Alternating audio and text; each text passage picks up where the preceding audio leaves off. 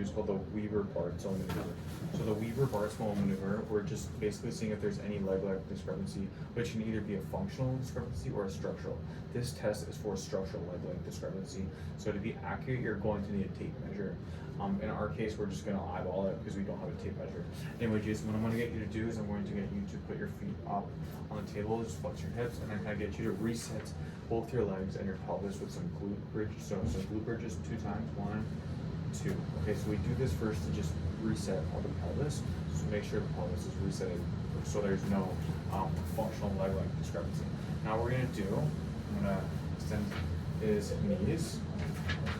And from here, what we're going to be doing is we're going to be comparing along the malleoli.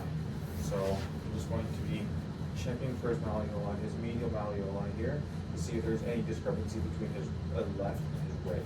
So from right here, I'm just going to pull. I don't see any discrepancies between left and right, so that's good. If you want to be more accurate, what you're going to do is you're going to take a tape measure, and then to rule out it's not a structural leg discrepancy, if Jason did have one leg longer than the other, is I'm going to measure between his iliac crests and his greater trochanter, and his knee joint line, and then iliac crest, greater trochanter to knee joint line, and from here I'm going to go from the knee joint line from the medial side to the medial malleolus. So I'm going to test those 3 spots, and then also on the other leg.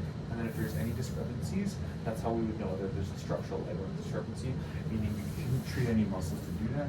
You would need some braces or some surgery to change that structural leg length discrepancy. And that's going to be called the Weaver-Barstow maneuver, correct?